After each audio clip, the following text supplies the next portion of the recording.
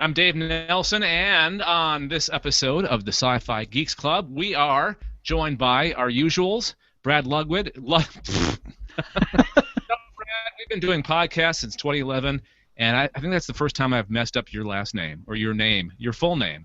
Brad Ludwig. Anessa Moyens. Our guest host this week is Corey Scott from the Else Nerds Network. Hey, Corey. Hello, how you doing? Not too bad. It's been a while. When was the last episode you were on? I don't remember exactly how long ago it was. It was probably a couple months, but I do remember that we talked about the elevator to space. Yes. That was fun. We were talking about the nanotubes. There you go. Yeah. All right. Hey, our guest geek this week is the host of the Daily Tech News Show, current geek, CordKillers, and Sword and Laser podcasts. He is the former host of Tech News Today on Twit and Buzz Out Loud on CNET. He's also the author of several books, including Citadel 32, United Moon Colonies, Lot Beta, and Events of a Different Nature.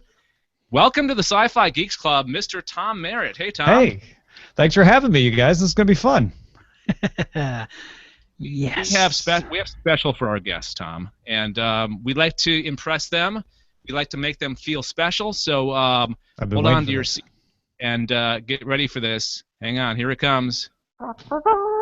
Now, how does that make you feel? Makes me feel triumphant and victorious. It always makes me feel like margarine. Yeah, triumphant and victorious. Exactly what I said. Margarine, another way of putting it. Oleo. Oleo, yes. See, there are some people in this world that don't know what oleo is, and usually those people, you just have to explain it to them, or just those tell people them are not it's Russian. See, yes. or horribly Protestant, like in the part of the world that I'm in Wisconsin.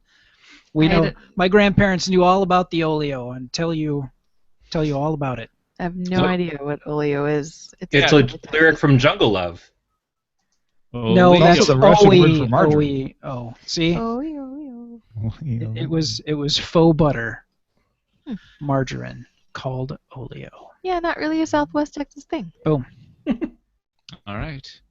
Let's jump into the sci-fi news of the week, and of course, pretty much anything that was brought up in the last, 7 days was eclipsed by a very important thing that happened last Thursday, and that was the brand new trailer for Star Wars: The Force Awakens. It debuted on Thursday as part of the big 4-day Star Wars celebration event in Anaheim. I thought that was the Kylie Jenner lip thing that we were going to talk about. I wish that would just... Something happened with Star Wars this past week? Yeah. What? You didn't hear? Is that the Adventures of Luke Starkiller? Is that what that... Is that what that's about? Yes. Is that the character from the porn version of Star Wars, possibly? That's a different kind of killer, Dave. No, Starkiller was the original name for Luke. Exactly. Thank you. Really? It was Anakin Skywalker and Luke Starkiller were the original characters in the first draft of Star Wars, which you can get in a comic book form. It's one of the last things that Dark Horse was able to publish before they lost the license back to Marvel. You know what really just kills me every time I think about this is I had the original episode for comic books when they were first released. For a lot of years I had them, and I trashed them. I threw them away for some stupid reason, and it just pisses me off whenever I think about it. Yeah, I had one of them too. Trying to pull a Tom Merritt and just pull stuff out of the... I'm resisting going over there. They're right over there. I have they're the jumbo size of the original. Oh, sure, yeah. Yeah, it came in 3 parts. Yep. Remember the plastic bags that were... All the issues were contained in one place, and I actually remember where I got them at some drugstore, like an old-fashioned drugstore that had comic books as well. That was the only way to get comics back in the day. It was that your 7-Elevens, your grocery stores. Ours was at a typewriter repair shop. That's the place that carried the comics. Really? Yeah. It was like a typewriter repair and newsstand, so they had like a big thing of magazines and a rack of comics to go with it. That's insane. That is... Oh, wow. I miss those days. Owen's typewriter repair. So you guys have all seen, I'm guessing you guys have all seen the trailer in some form or another? Yes. Just maybe 12 or 15 times. I just couldn't take my eyes off Matthew McConaughey. That's how I watched well, it. That's for the first time? That's how you watched it? That's amazing. That's how I watched it. Yeah, for the first time was Matthew McConaughey and Interstellar and his reactions to those tears of joy. So honest, so true. I had seen it on Thursday when everybody was talking about it, and then on Friday I was going around my workplace and everybody was talking about it. And when my coworkers watched it for the first time, and it gets to the point where it gets quiet, and then you hear Han say, "Chewie, we're home," and he just gasped, and I said, "Yep, exactly."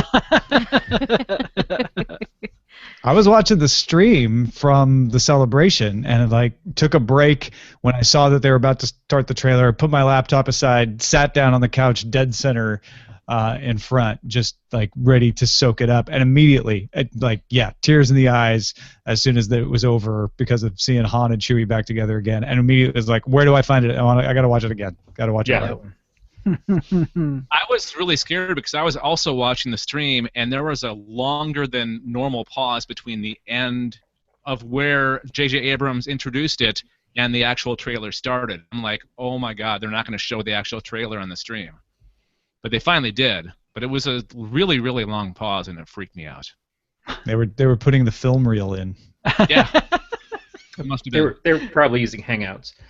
Oh, right. And there it is. There it is. It's funny because it's true. There was, of course, the big trailer, and Star Wars Celebration also unveiled a bunch of props. Tom, you're close to Anaheim. Did you go to any of that?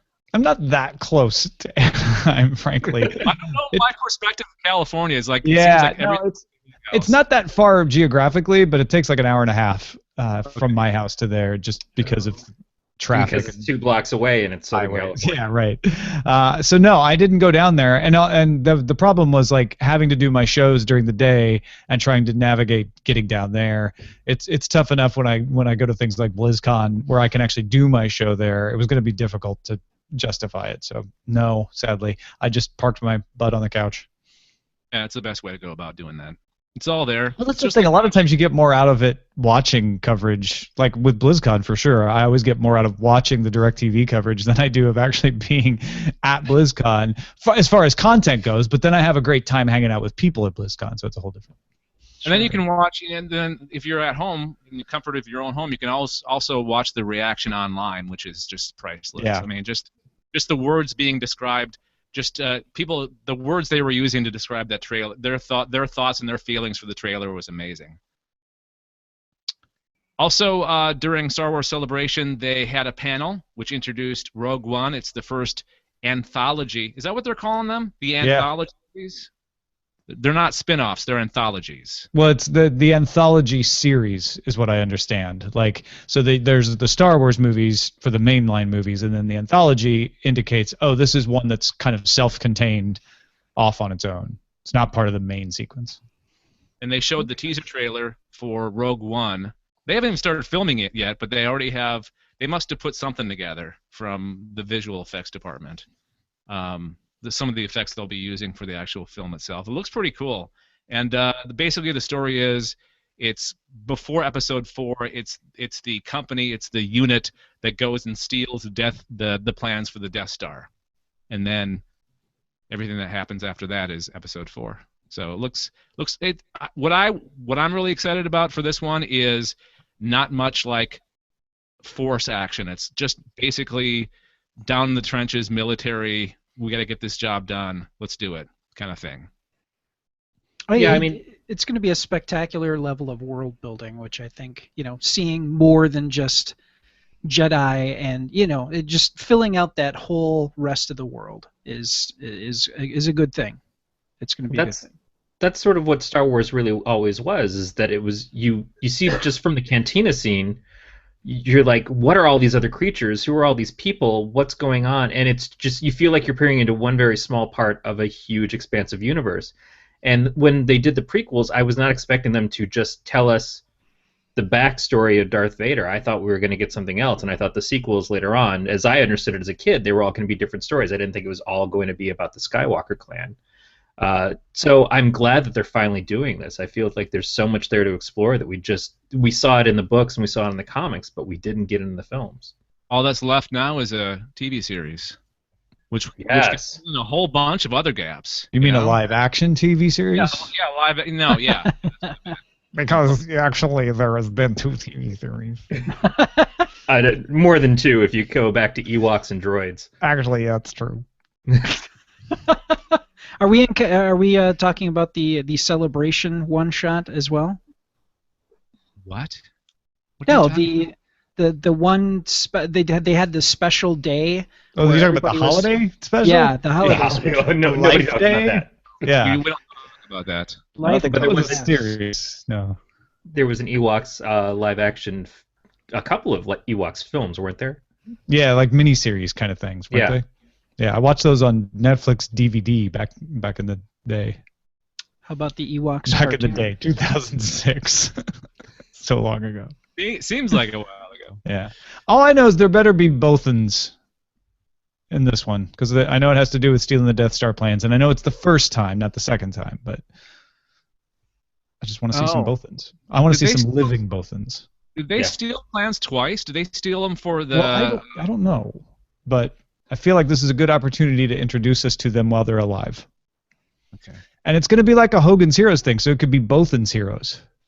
That could be the show. They should totally do the show. That'll be the awesome. spinoff. Yeah. All right, so let's move on from Star Wars to other trailers, because it was a week full of trailers, and it seems like all the trailers were released earlier than they really wanted them to. They got to do something about the leaking, the online leaking, because this happens every single time. They might as well just not even announce when they're going to release it. So they get a jump on the leakers, I guess. Batman vs. Superman: Dawn of Justice was released. What date, Corey? Do you know? Or anybody? Well, it got leaked, I think, the same day as the Star Wars trailer hit, and then they had to release it themselves officially, essentially immediately after, just to cut everybody from watching the leaks instead of their own official site. And originally they were going to release it Monday at the IMAX theaters, right? Yeah, I think they wanted to have a little bit of a buffer between it and Star Wars. Yeah. So, but they did actually release a trailer with additional material at the IMAX theaters on Monday as well. Show of hands, who's seen the Dawn of Justice trailer? Okay, Tom, Corey, Brad. What did you guys think? Was it too dark?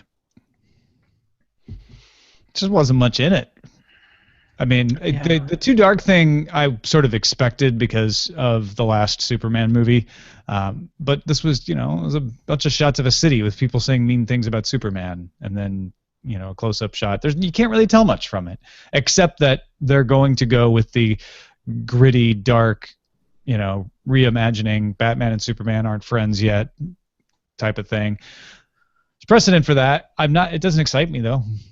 Yeah, I felt almost exactly the opposite about Batman v Superman trailer than I did about Star Wars. And that's too bad, because I'm a huge DC fan. I've been a DC fan more than a Marvel fan all my life. But now Captain America is essentially my Superman.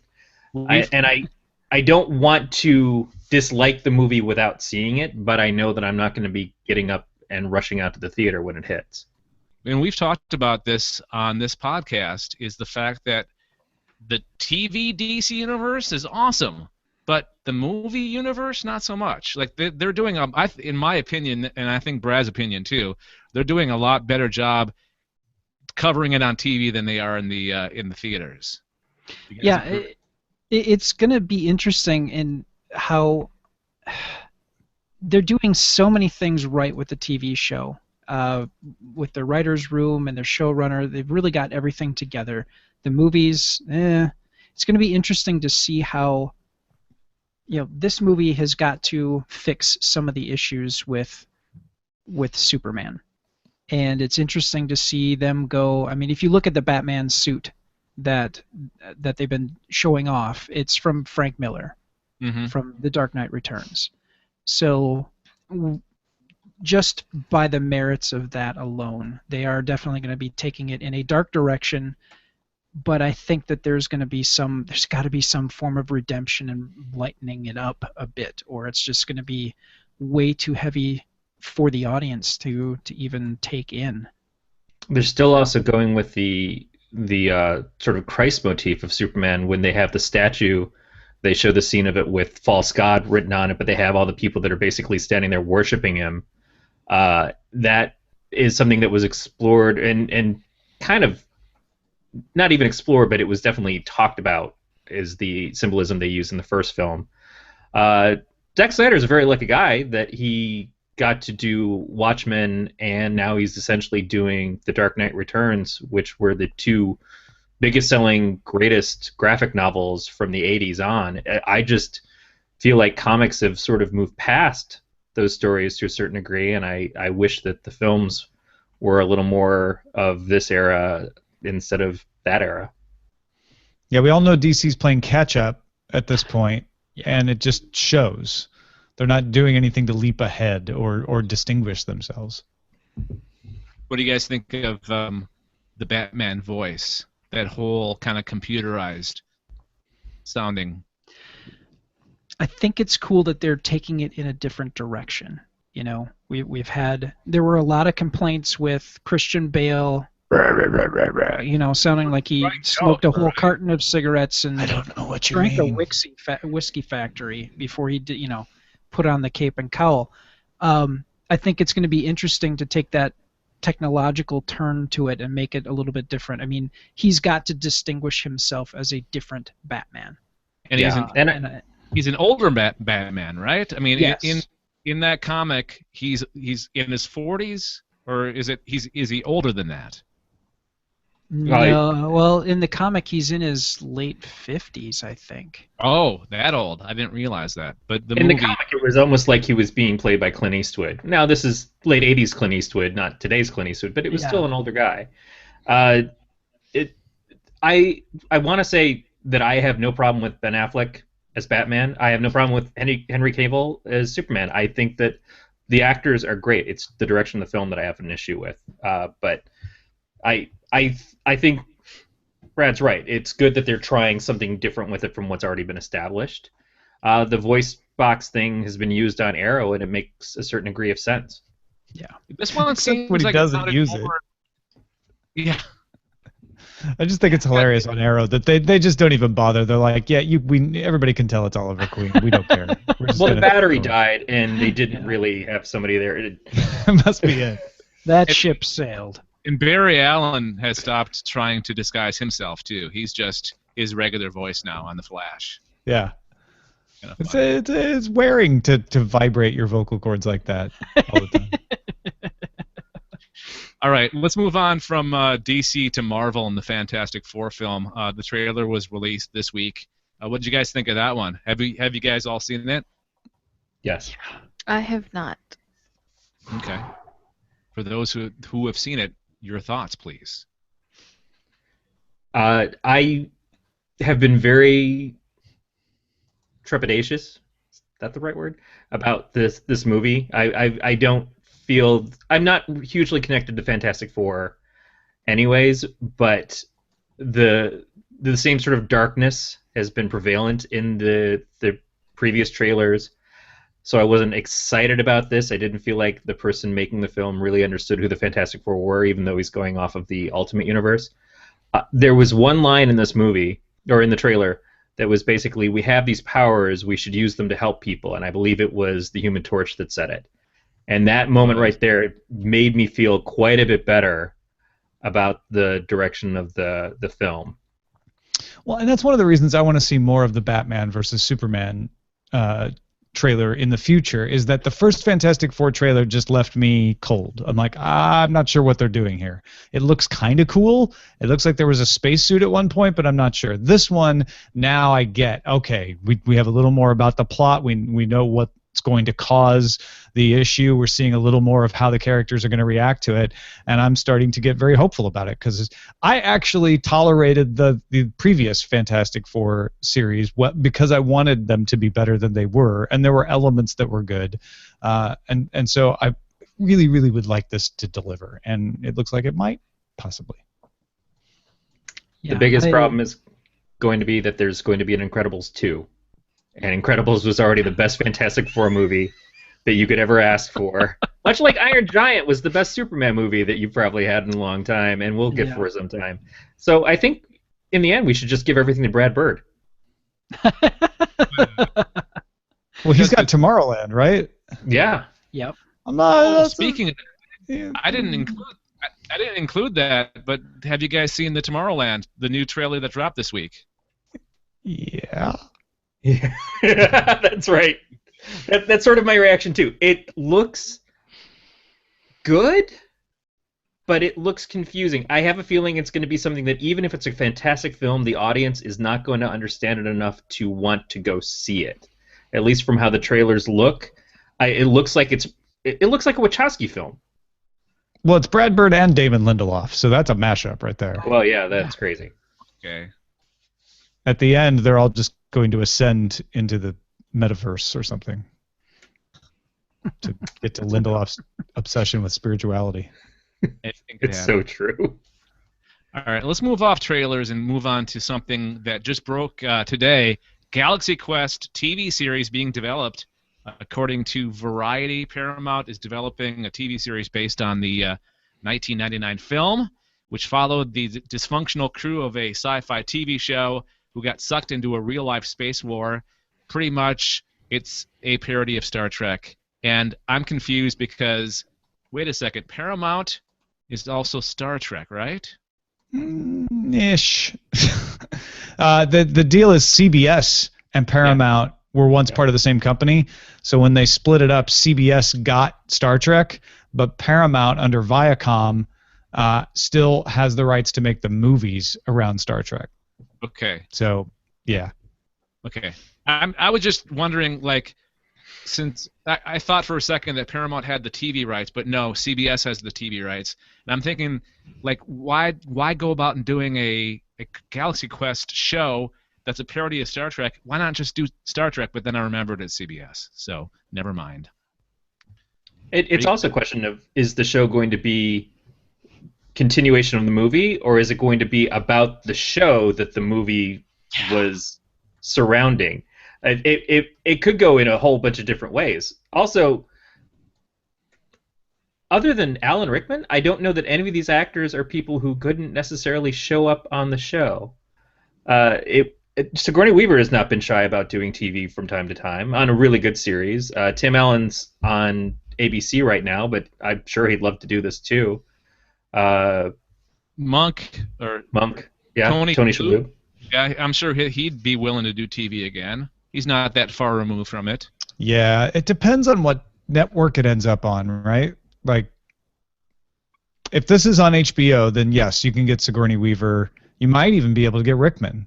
If this is on ABC, right, less likely. Netflix. Netflix is the promised land now. After Daredevil, I just have faith in everything that Netflix does. You know, as long as it's in the spirit of Galaxy Quest, I'm fine with it. Like, 12 Monkeys, the sci-fi show, is really good. It's not at all, well, it's sort of like the original movie, but it's taken a few new turns, but it still has the feel of 12 Monkeys. Before I came in here, my wife was watching Fargo, the film, and really we had watched the TV series last season, and it was terrific. It was so good, and far superior to what I even thought it was going to be. And Hannibal is a great series as well. It's different enough from the films, from the source material, but it brings something new to it and still is just some impeccable filmmaking.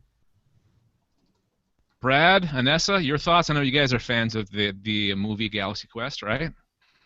Yes, I enjoy the hell out of the movie, but I am not convinced that a TV show needs to be made of it. Really not.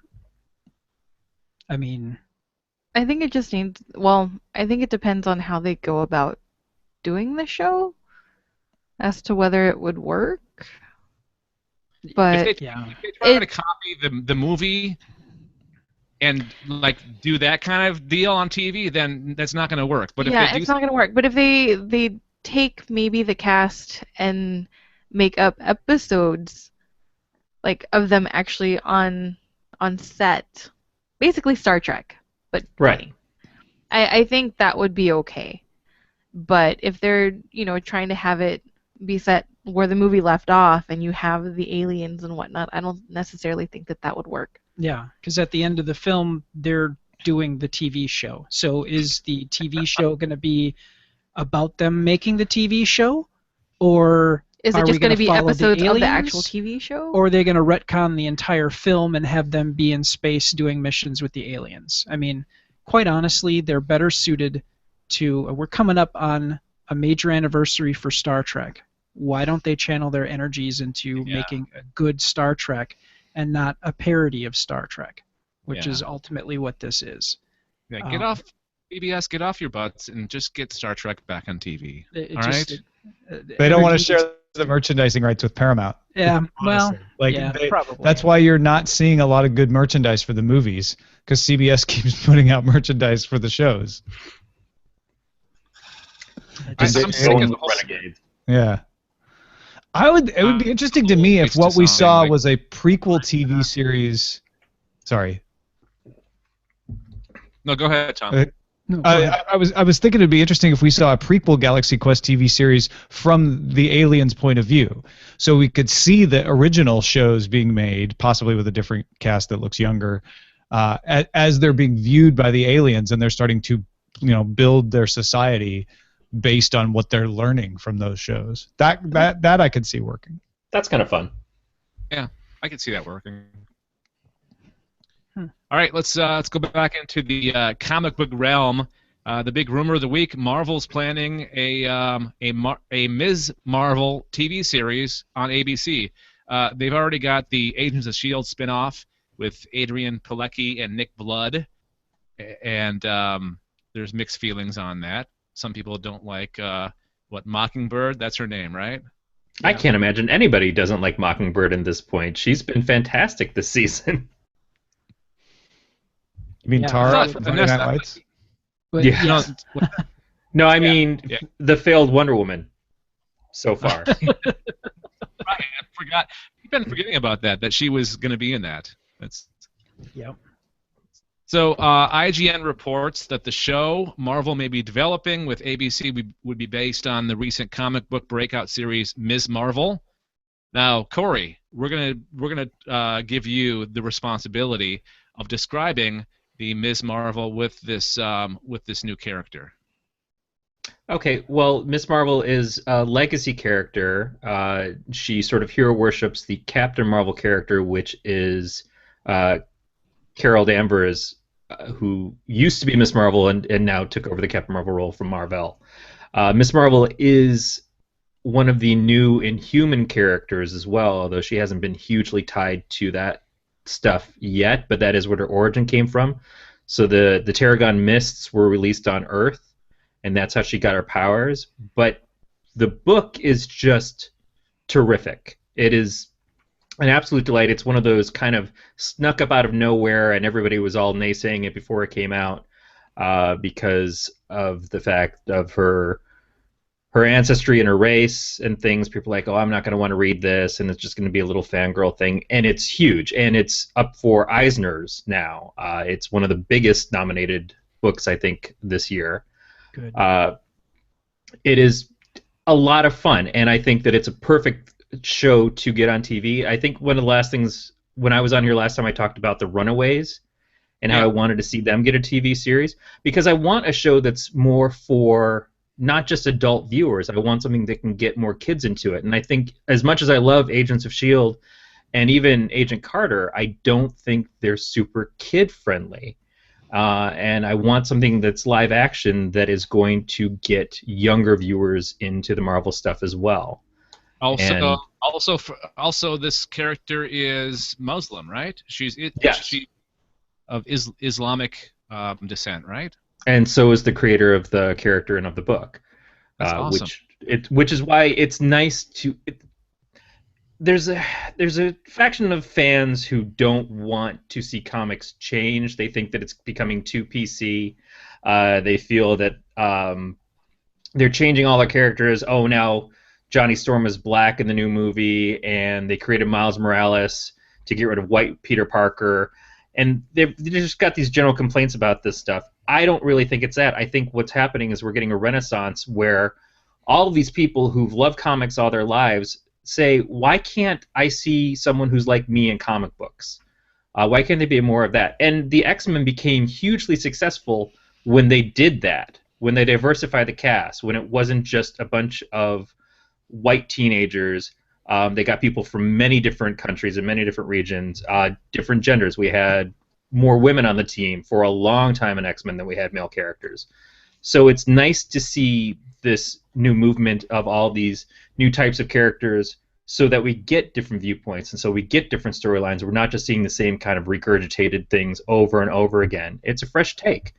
And I think it's incredibly exciting. It doesn't take away what's already there. It's not like the characters that everybody else likes are going, well, Wolverine's dead. But there's enough Wolverine clones that you're not really missing out on your Wolverine fix.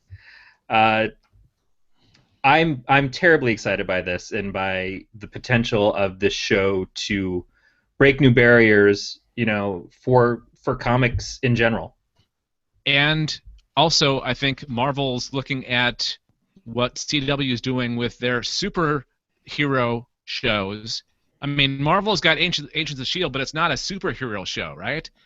I think they're looking at what the others are doing and thinking maybe we should actually get a superhero show on TV, and this would be perfect.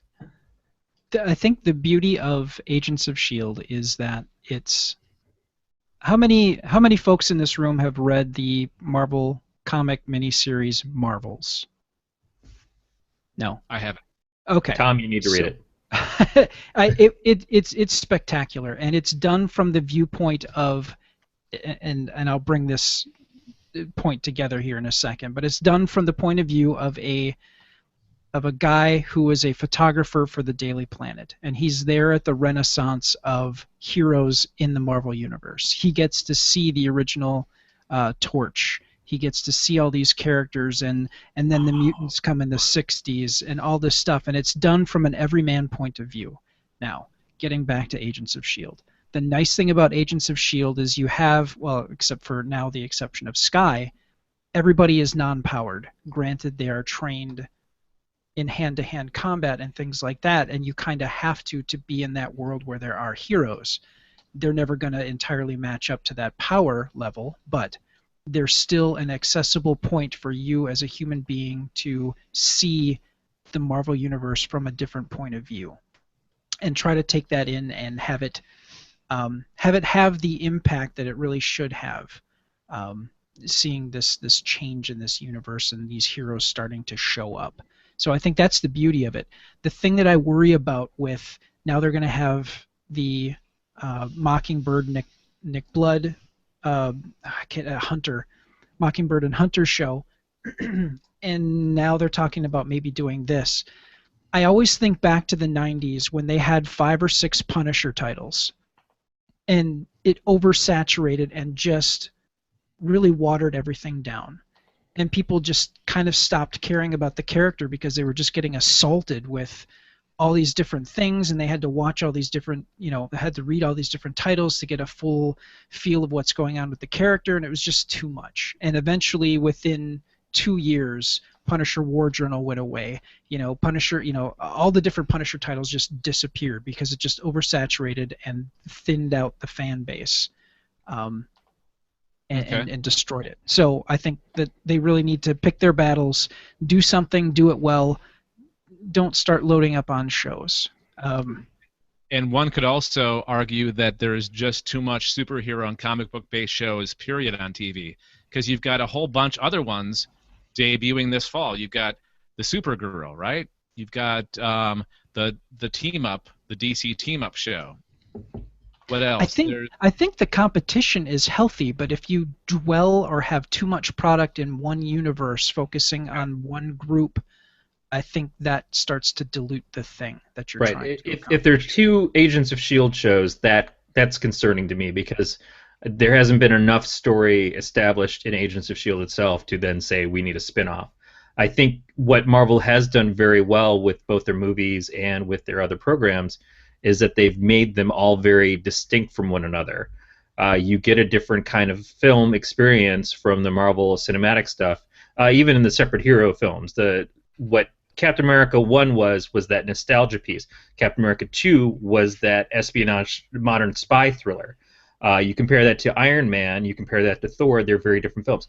Daredevil showed that they could do something very dark and set completely different from the rest of the stuff, and it worked impeccably. So if they keep doing that, they have people come in with very distinct voices and very distinct ideas and plots to say, well, you don't necessarily, everything's interconnected, but you don't necessarily have to watch Daredevil to get Miss Marvel.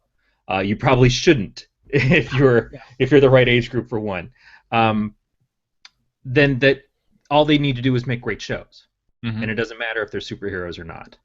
How many shows on TV are cops or doctors, or CSIs essentially?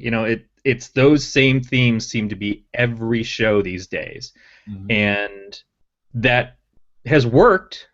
It gets a little dull when they all start to feel the same. I think if you do superhero shows and they at least have something that distinguishes them from each other, it can be okay. But that's a lot of shows. I mean, don't forget Netflix has the whole Defenders series is coming together, and then a Defenders series on top of that, or miniseries anyway. Yeah. And I agree. Agents of S.H.I.E.L.D. with an Agent Carter spinoff was brilliant because you didn't feel like you were getting a diluted Agents of S.H.I.E.L.D. You were getting that same feeling, but with a backstory and a great period piece. And it's exactly what you're talking about, right? You were able to make a different kind of show, and you enjoyed that.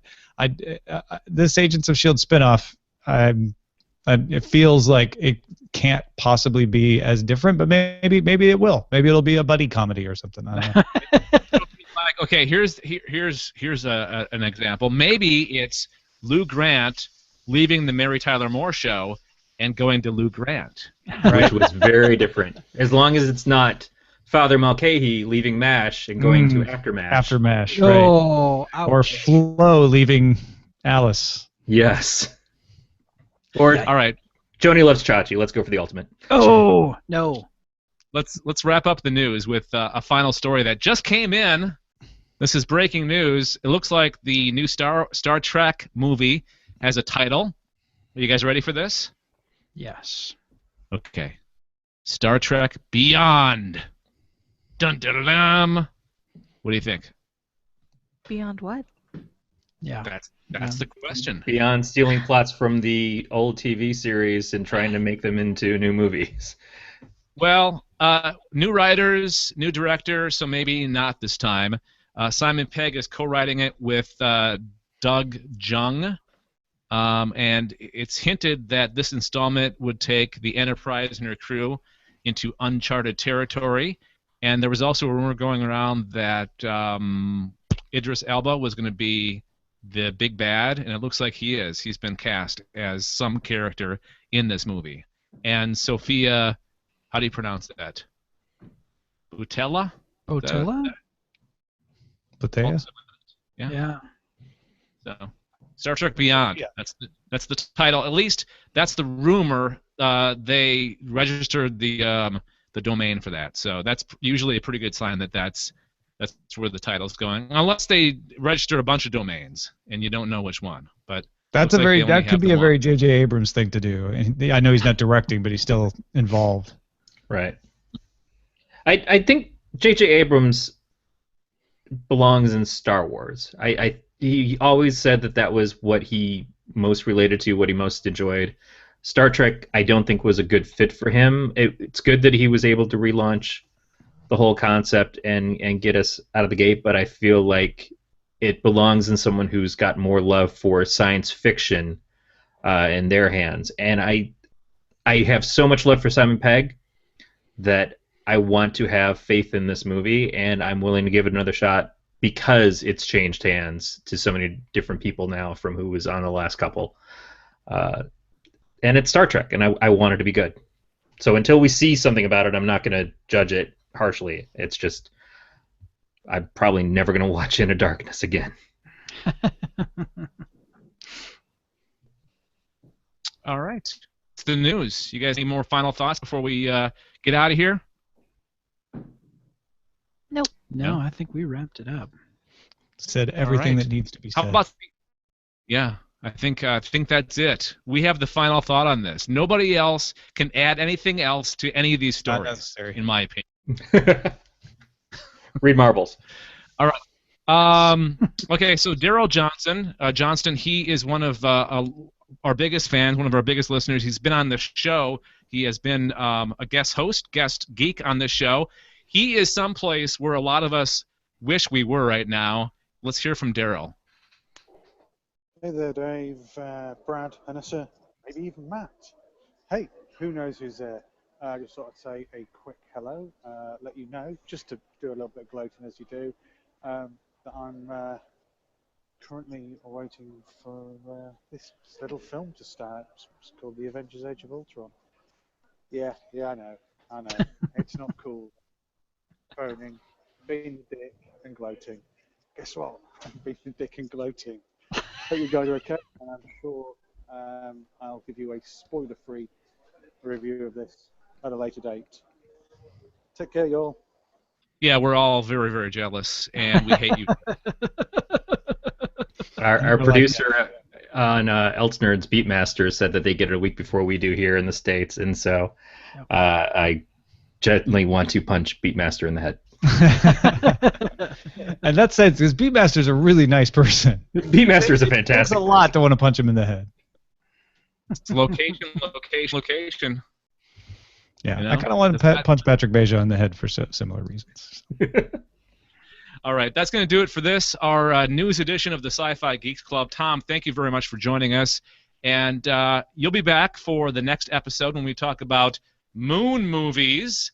Where can people find your stuff online? What do you want to push? Well, TomMerritt.com, 2 R's, 2 T's, is the place where all my stuff is collected. But if you're into science fiction and fantasy, check out Sword and Laser, swordandlaser.com. It's a sci-fi fantasy book club / podcast. And if you're into geeky topics like this, check out Current Geek, currentgeek.com. All right, I'm Dave Nelson on behalf of Brad, Anessa, Corey, Matt, and Tom. Speaking of Matt, let's hear from him. Bye, Dad. He's like our mascot, Tom.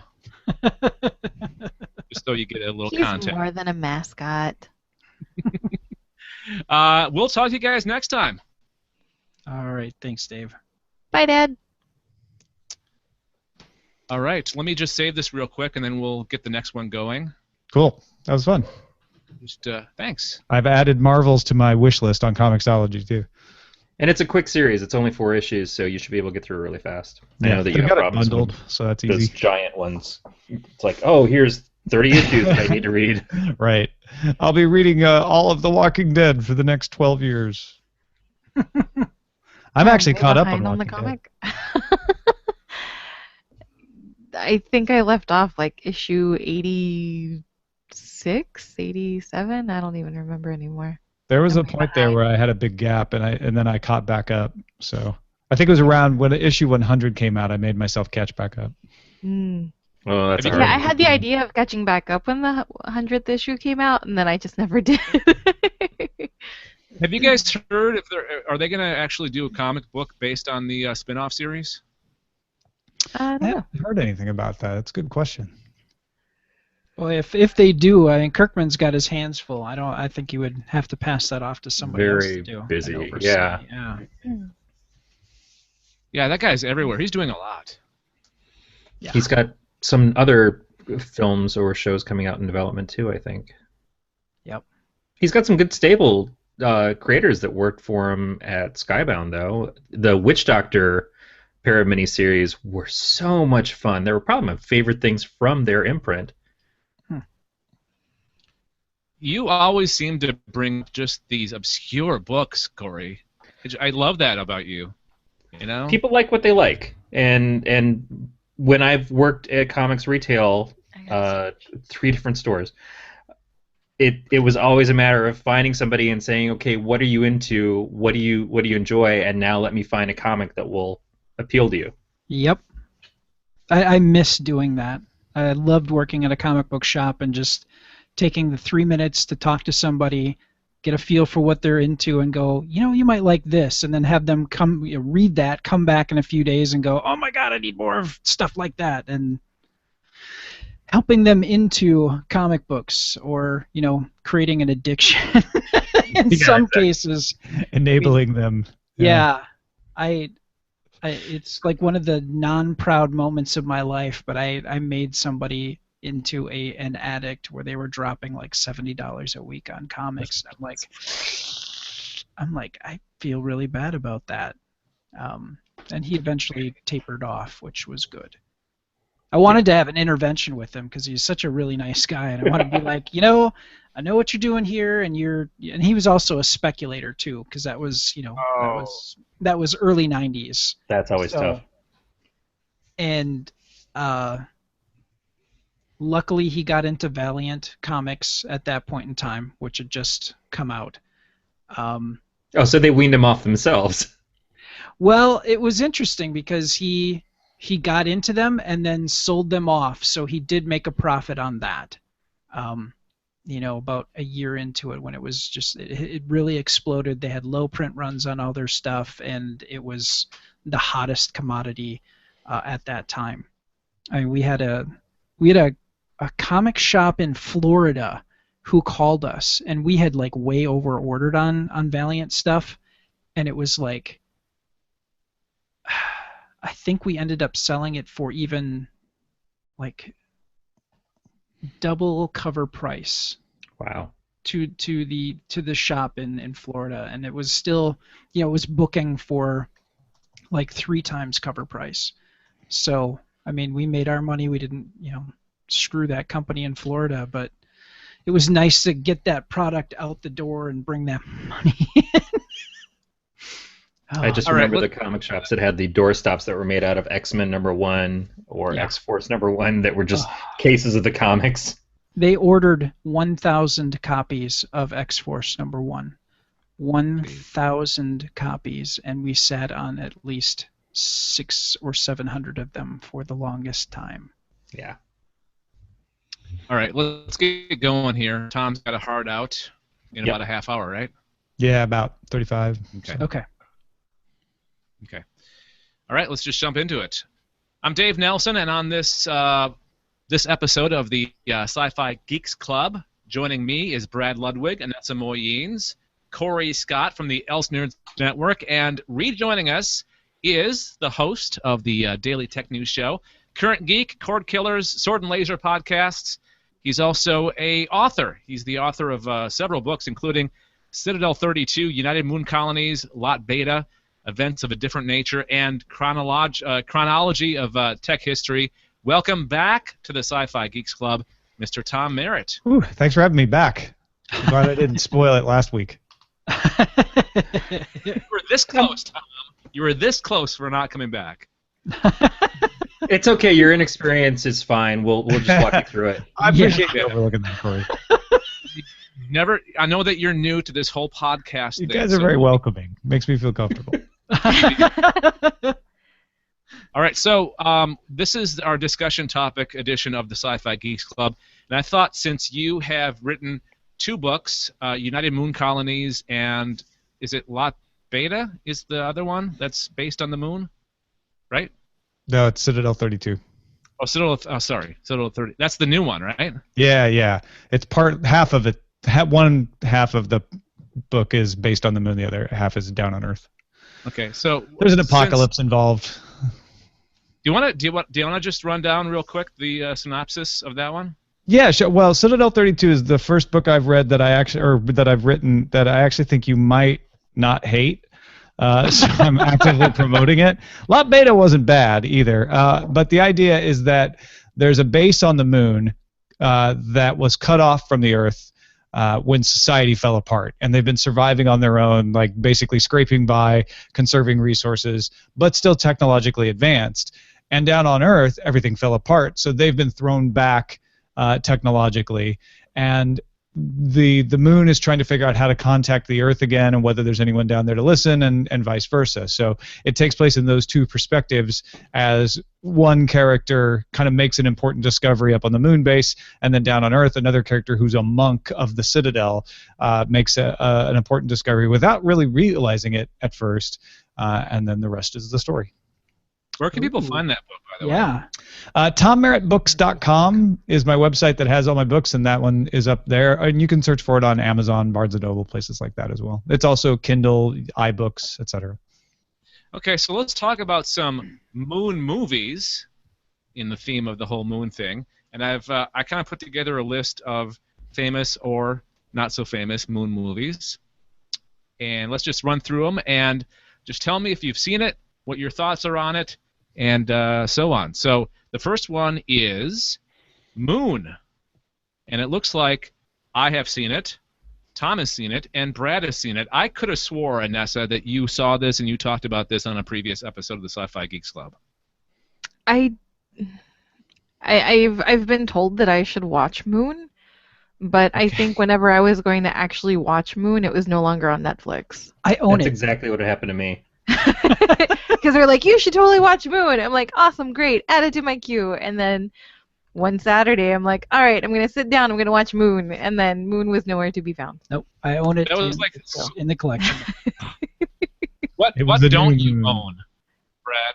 What Citizen Kane. That's true. I do not own Citizen Kane. Thankfully, Anessa has moved in, and now I have And access now to it. he has a copy of Citizen Kane. I'm set. Okay, so The circle is complete. I know. 12 Angry Men and Citizen Kane. That's what I brought to the relationship. Boom. that's good enough. So, Brad, you want nothing else is you don't need anything else, just Citizen Kane. That's all you need. See. Brad, do you want to run down just kind of the synopsis of the movie Moon?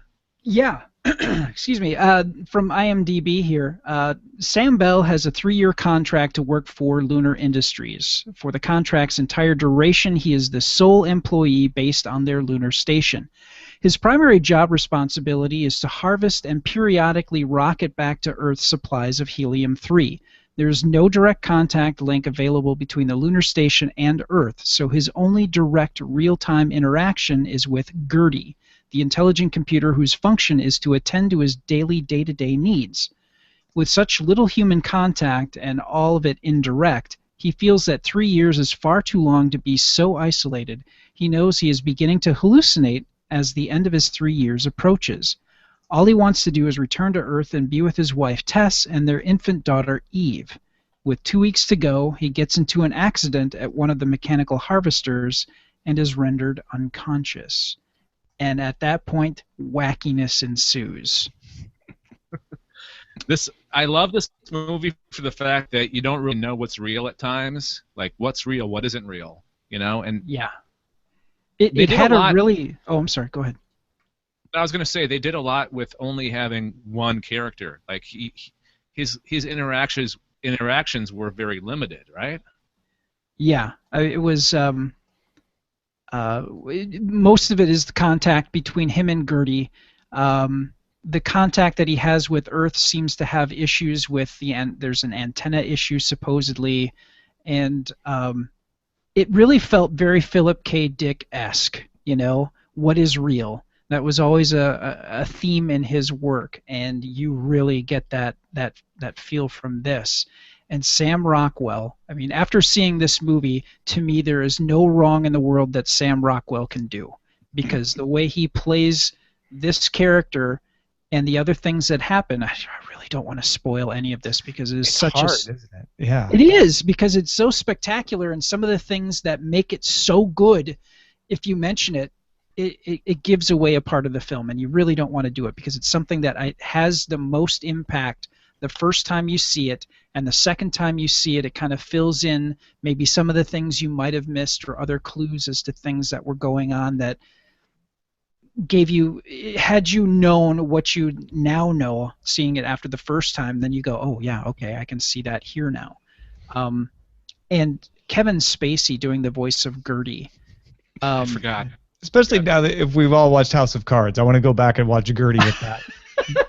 Somebody needs to make a dub of Moon, a mashup using his character from House of Cards to do, to speak as Gertie, because he's got problems contacting her. That'd be so awesome. I would love to see that. Yeah, you're right. Yes. So and I stumbled across this at a DVD place, one of those rental places, and they were selling a bunch of videos. And I saw this and I went, well, it's $3. What the heck? And it's the best damn investment I have ever made in a movie in my life, because I love that movie so much. It is very so low key. I mean, there wasn't a lot of hype around it when it came out. It just one of those movies where people just kind of discovered it. Yeah, my wife took me to see it in Concord, California. It kind of just this weird thing, because it was in a theater we didn't live anywhere near, and she had heard that it was good, and it was kind of playing in the smallest theater in the smallest complex in the Bay Area, and so I didn't even know what to expect going in. I hadn't heard a thing about it, which I almost wish we could undo everything we've said so far, because that was a really fun way to see this movie. But if you need convincing, I think your Philip K. Dick analogy is great, because that is the kind of thing that if you know Philip K. Dick, that's all you need to know, and it's not going to spoil anything, but you know what kind of thing you're getting yourself into. Yeah. This movie also launched the career. I don't know if it launched, but it gave him more prominence. What's his name? The director? He's David Bowie's son, right? Davy Jones. David Jones. Yeah, David Jones. Sounds right. Yeah. He's doing the Warcraft movie. Yeah. Duncan Jones. Duncan, sorry, that's why it was sounding wrong. Because David Jones is actually David Bowie's name. Oh, okay. Yeah, you're right. But Duncan Jones is his son, yeah. All right, let's move on from a very recent movie to a really, really old movie, and that's A Trip to the Moon. And Anessa, do you want to describe the kind of the quick plot synopsis of this one?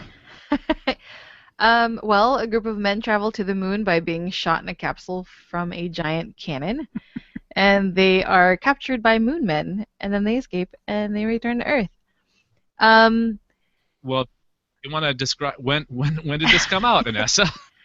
I don't remember. It was in the 1920s? Back in 1902. It's a silent flick. 1902. Yeah. Wow. It's like one of the earliest movies. Oh yeah, it is 1902. You always see that. Uh-oh. Yeah, you always see that one scene when they're being shot. Yeah, the one where the rocket hits the moon in the eye. Yeah. I was watching this movie and I couldn't help but think about The Mighty Boosh and how Noel Fielding basically puts whipped cream all over his face, and he's the moon, and he's up in space, and he's, well, space being, like the backdrop of space, and he's talking, and, I really wonder if this is where they got the idea from, because there is a face on the moon, like you said, the people are shot in a cannon, the cannon lands in the eye of the moon. But it does kind of have a vibe where, they just kind of slapped some whipped cream or shaving cream or something on the face and then kind of texturized it and called it a day. Would have taken home an Oscar for special effects, except there were no such thing as Oscars. Yeah. Gosh, it's...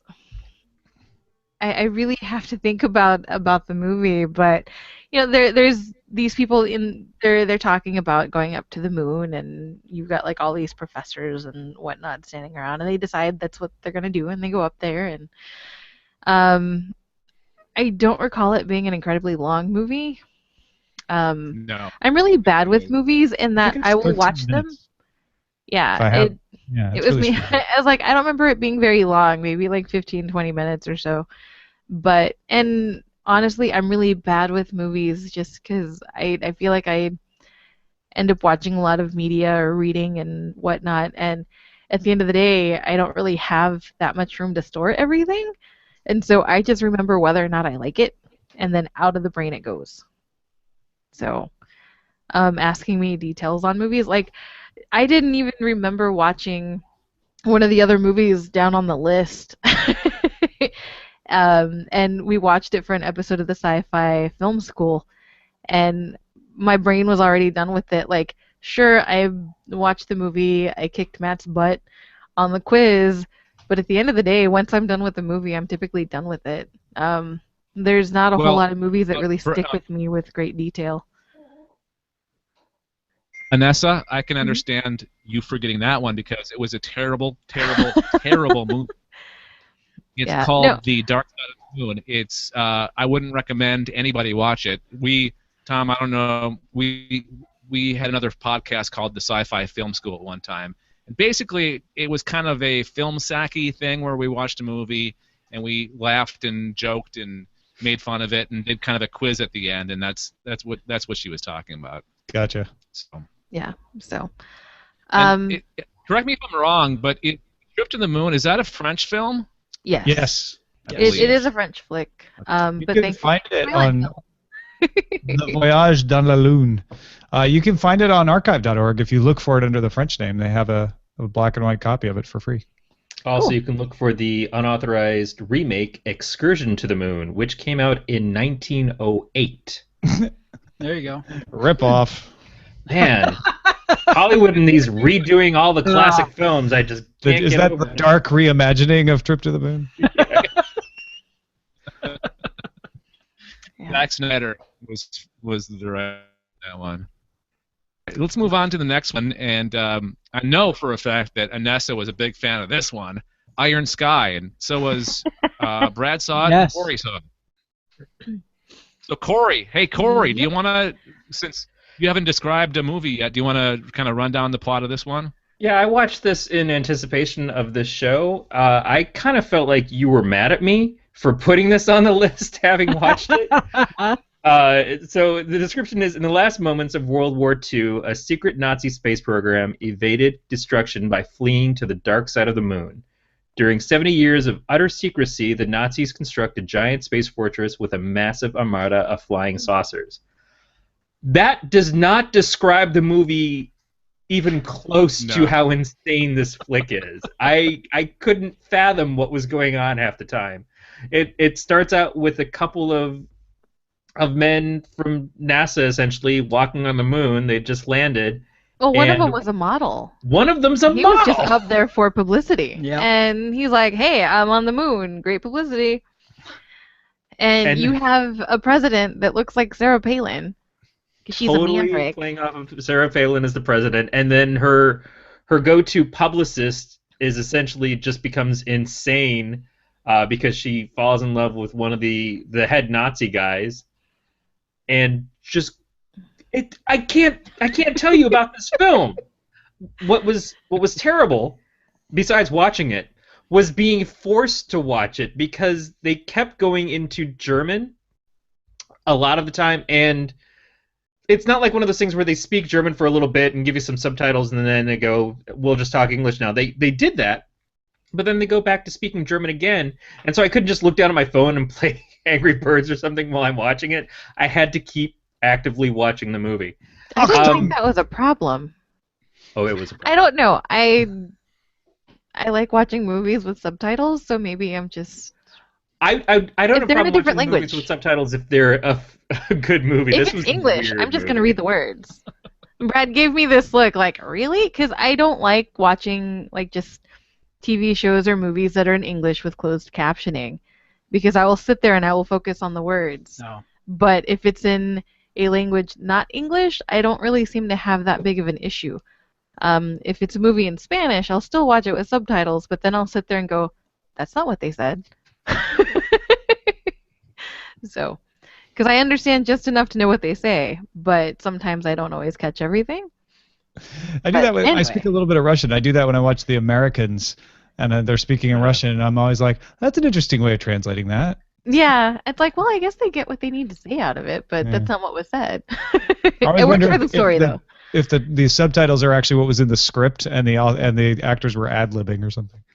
Well, I think it's kind of like the when there's signers for the hearing impaired, because I think there is some interpretation that goes into that. I saw that video of that guy.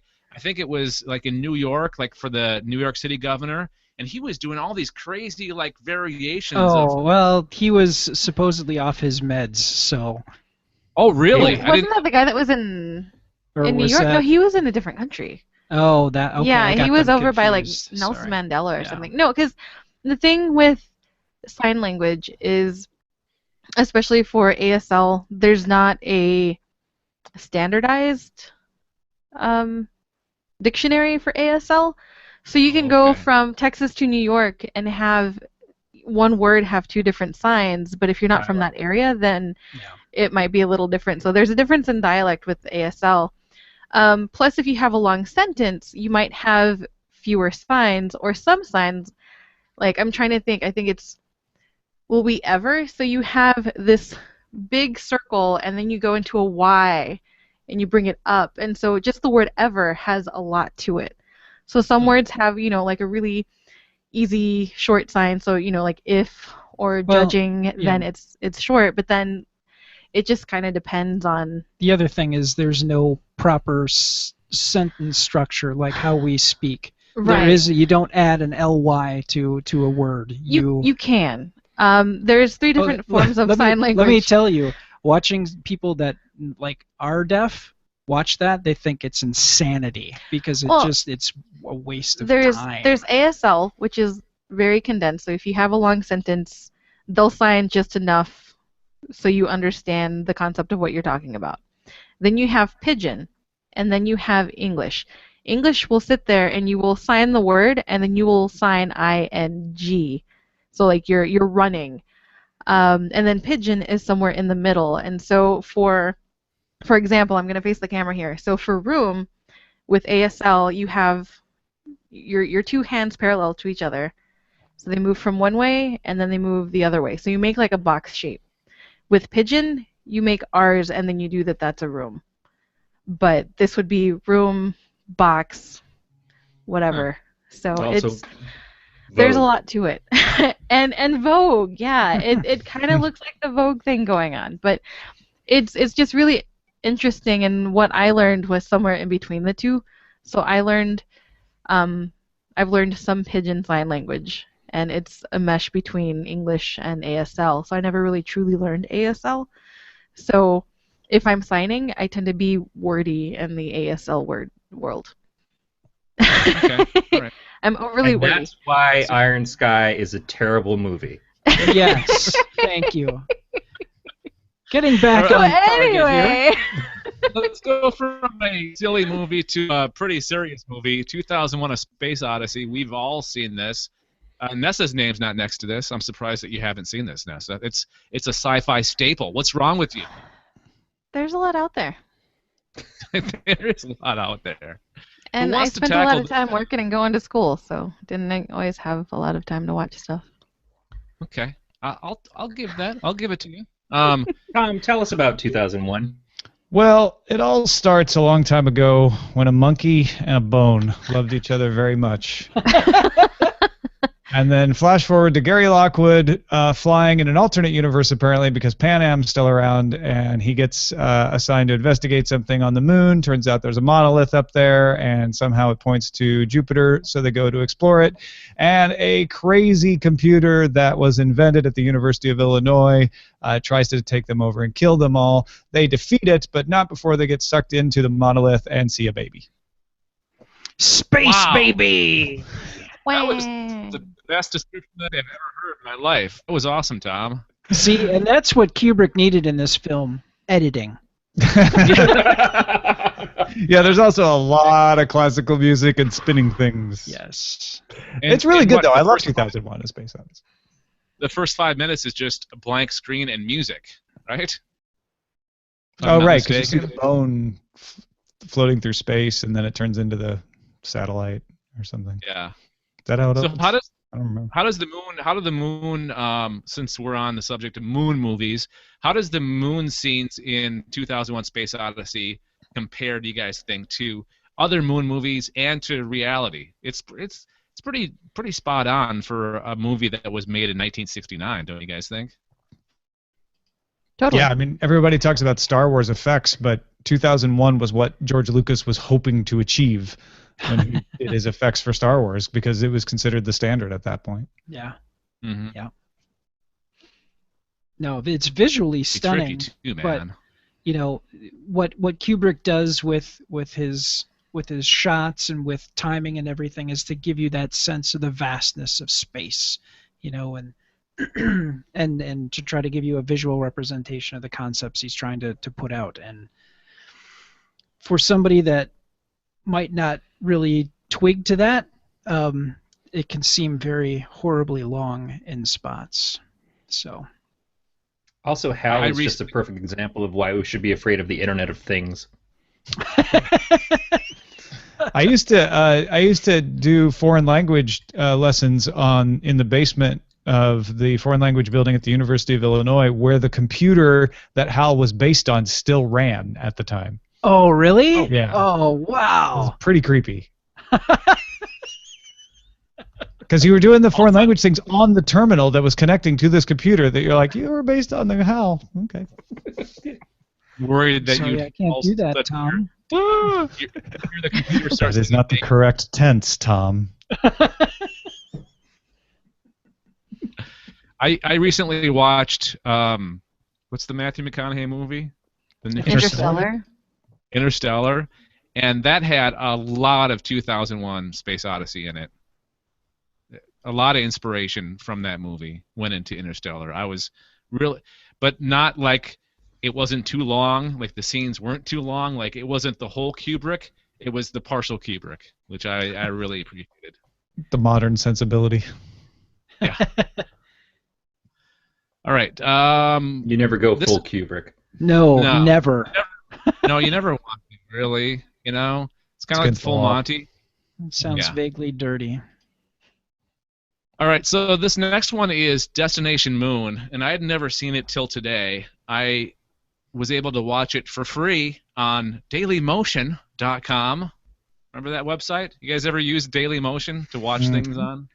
I think I might have seen a video on there at some point, but that was a long time ago. You'll find things on Dailymotion that you will not find on YouTube. There are some full TV shows on Dailymotion. I don't know how they.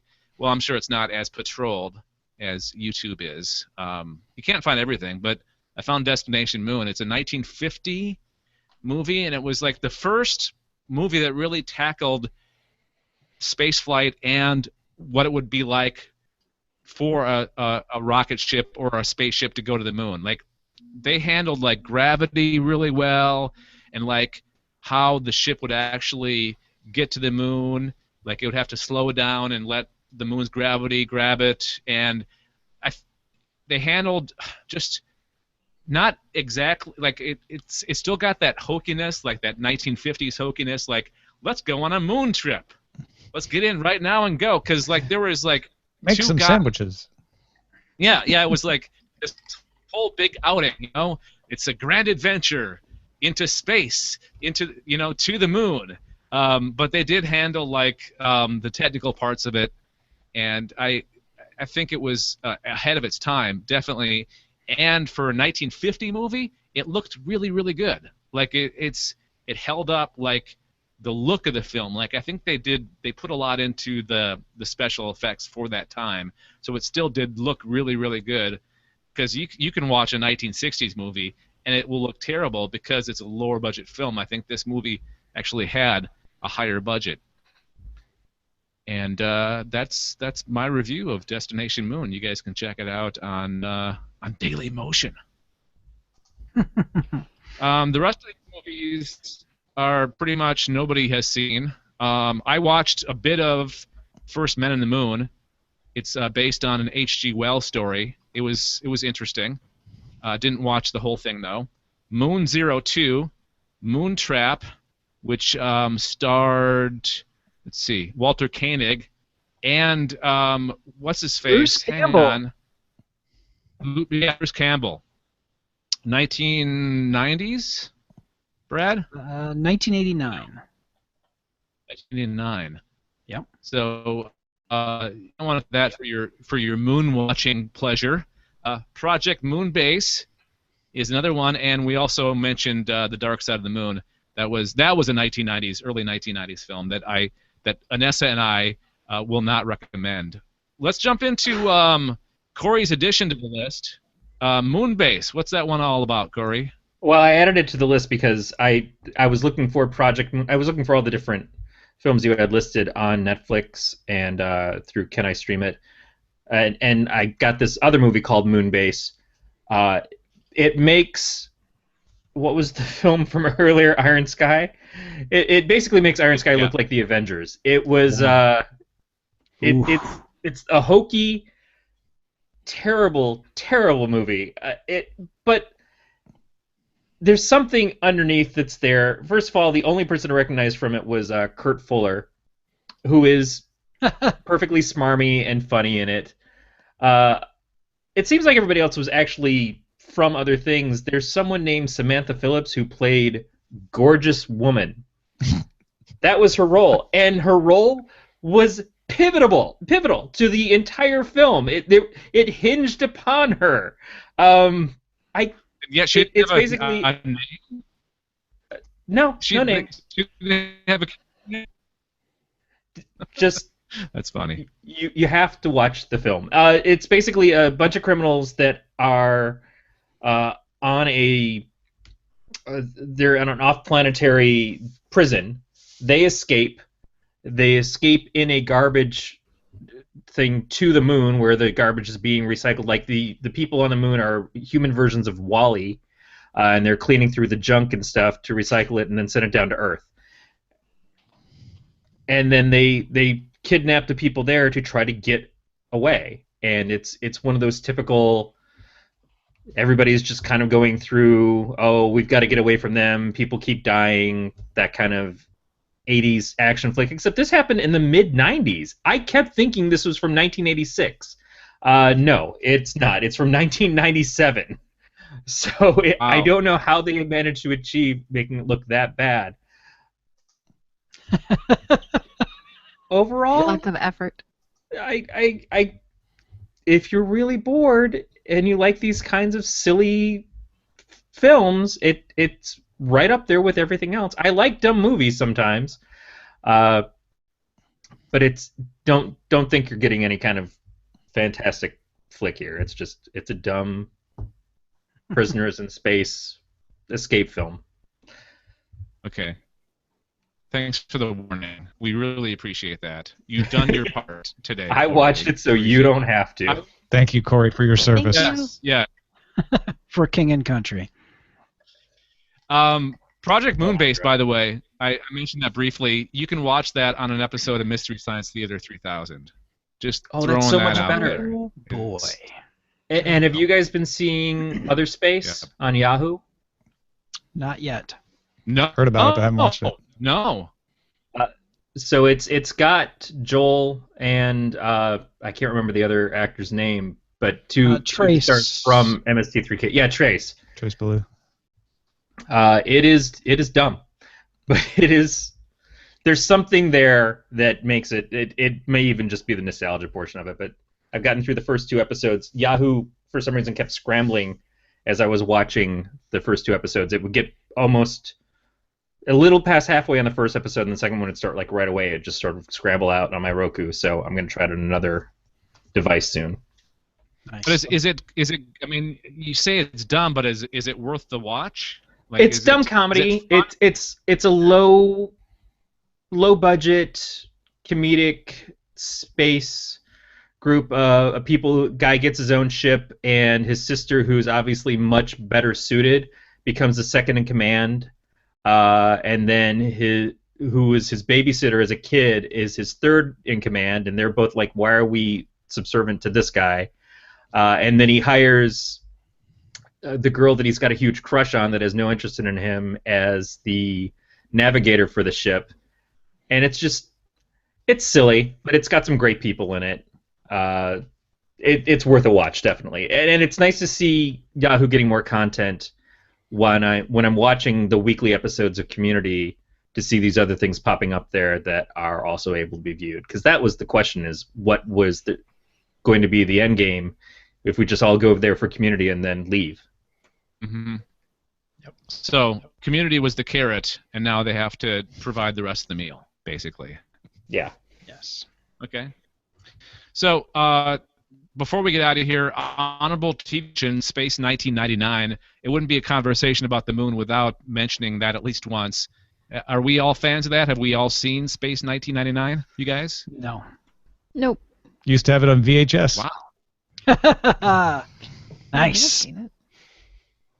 Gotta watch it. Grew up. That was an inspiration of mine. I remember like playing Space 1999. You know how when you're a kid you watch something you want to play it, like kind of do your own version of it. I did my own version of Space 1999, and it was awesome. So. There you go. It would be great if you had a camera and you did things like the kid on the Goldbergs and videotaped yourself making those things, because I've got a huge nostalgic kickback from that now.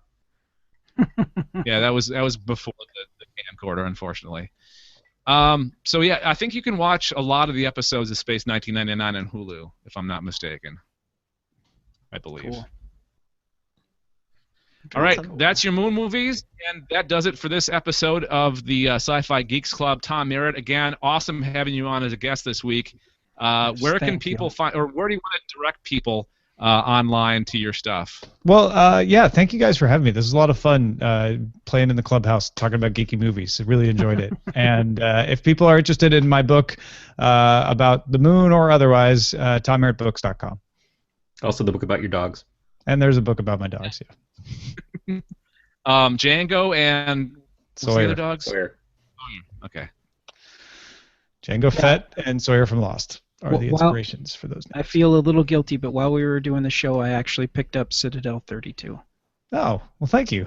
Yeah, don't feel guilty. That's awesome. Well, I should have been paying more attention to the show. I just took a quick break. That's okay. I pulled it up and then I was gonna. It said like buy as a gift. I'm like I'm gonna wait because I have a feeling someone's gonna buy it. Cool. Yeah, I was watching Moonbase for a while, so it's cool. This is what we have so many people in the podcast. Just take a break, back out for a while, and then come back in again, and you'll be fine. It's cool, completely cool. All right, I'm Dave Nelson on behalf of Brad and Nessa, Corey, Matt, and Tom. We will talk to you guys next time. Thanks, Dave. Dad. Thanks, Tom. Bye, Dad. Thanks, Dave. All right, and we're out. Cool. Thanks, Tom.